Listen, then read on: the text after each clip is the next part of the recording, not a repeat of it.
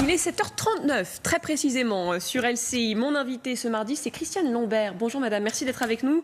Vous êtes présidente du premier syndicat agricole de France, la FNSEA. Vous êtes vous-même éleveuse de porc. Et je voulais qu'on commence par ces permanences d'élus La République En Marche qui ont été prises pour cible ces derniers jours. Il y en a eu une petite dizaine depuis une semaine, attaquées dans la grande majorité par des agriculteurs qui manifestaient contre le CETA, le traité de libre-échange entre le Canada et l'Union européenne. Est-ce que vous condamnez ces violences ?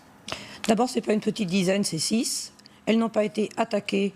Il y a eu des tags, il y a eu des affiches, il y a eu un mur qui a été construit devant la permanence de M. Moreau, soyons précis. C'est le mur de l'incompréhension. Quand des députés se sont engagés devant les éleveurs dans leur département à défendre une position et à défendre leur territoire, et qu'à l'Assemblée nationale, ils votent le contraire, il est normal qu'il y ait de l'incompréhension. Et donc les agriculteurs se sont sentis trahis et ils l'ont dit de cette façon-là. Rien à voir avec la casse des vitres ou le feu qui a été mis dans la permanence des Pyrénées-Orientales. Mais est-ce que vous appelez quand même au calme ? Les images. J'ai appelé au calme, bien sûr, mais je respecte mes agriculteurs. Lorsque il leur est dit des choses fausses, des mensonges, il y a eu des fake news sur ce sujet. Est-ce que les Français ont envie de manger des animaux qui ont mangé des farines animales ? La réponse est non, tous les sondages le montrent. Les députés ont fait le choix du contraire.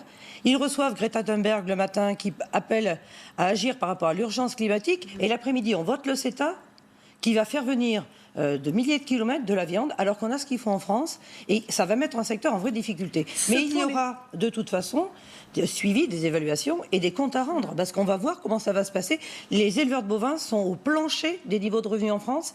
Et ça va leur occasionner des fortes baisses de revenus. Donc ils défendent leurs revenus.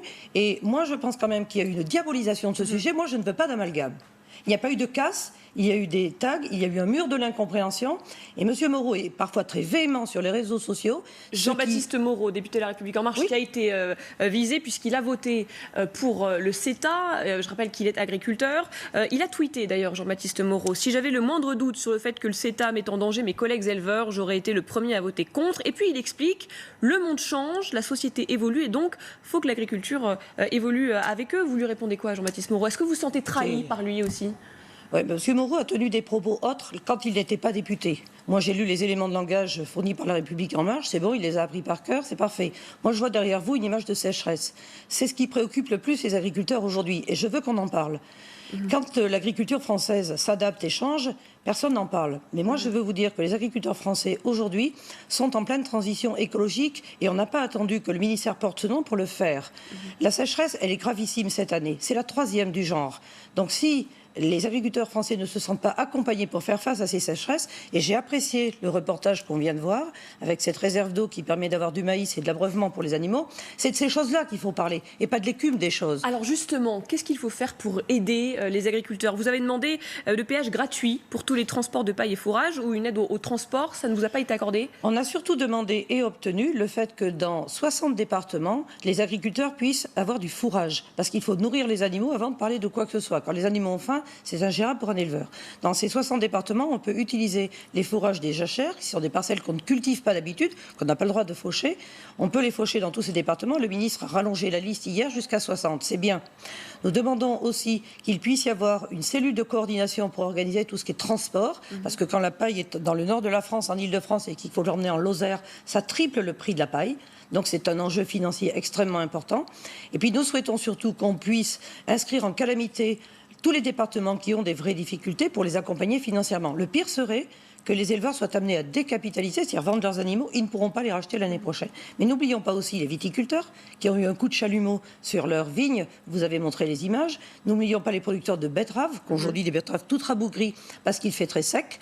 Et quand les assureurs nous disent aujourd'hui, si on ne fait rien, dans 5 ans, on va augmenter de 150% les indemnisations liées à la sécheresse, je pense qu'il faut prendre des mesures structurelles.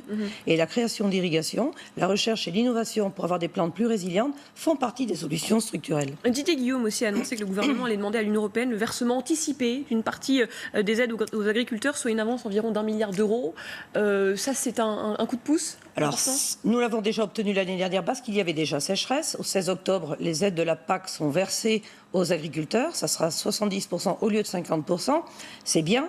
mais c'est le 16 octobre. Pour acheter du fourrage, c'est aujourd'hui que les agriculteurs ont besoin d'argent frais et surtout de disponibilité. Donc j'ai aussi souhaité, avec le ministre de l'Agriculture, évoquer d'autres dispositifs, comme par exemple des reports de leurs charges de cotisation sociale, la prise en charge aussi de la TFNB ou l'exonération de la taxe sur le foncier non bâti, qui est une charge importante pour les agriculteurs. Bref, tout ce qui peut permettre de passer le cap pour les agriculteurs qui connaissent ces difficultés.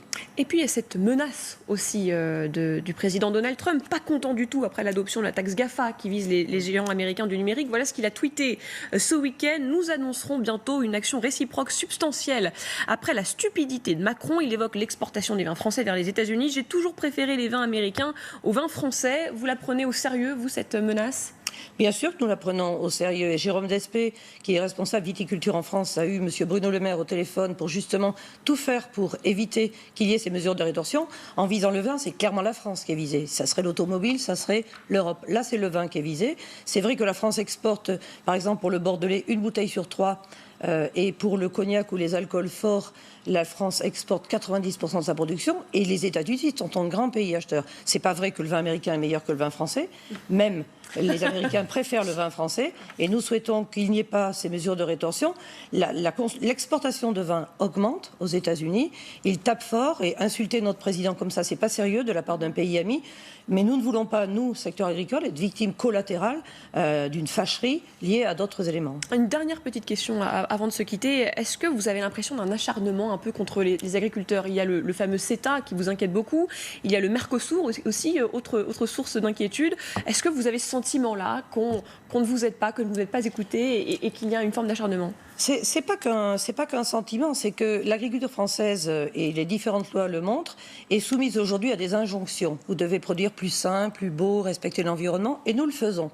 Mais si en même temps les frontières s'ouvrent à des produits qui ne respectent rien du tout, pour mettre des produits pas chers dans les rayons, dans les supermarchés pour les consommateurs, il y a tromperie. Donc quand on voit la belle vache que vous exposez là, on a nous un cheptel haut de gamme, on a du vin haut de gamme, on a une agriculture haut de gamme reconnue la plus durable au monde pour la 3e année consécutive par The Economist. Et donc dire ils vont rentrer tous ces produits qui ne respectent rien, les agriculteurs se sentent dans un guet-apens. Et je l'ai dénoncé hier dans une tribune, surtransposition et distorsion sont les 2 poisons de la France. Sully disait labourage et pâturage sont les 2 mamelles de la France, mais aujourd'hui, entre les surtranspositions des directives européennes et toutes les distorsions, dont l'arrivée de produits qui ne respectent rien, cassent l'agriculture française. On a augmenté de 67% les importations de fruits sur les 10 dernières années. On a augmenté de 50% les importations de légumes. Donc nous, on nous dit monter en gamme.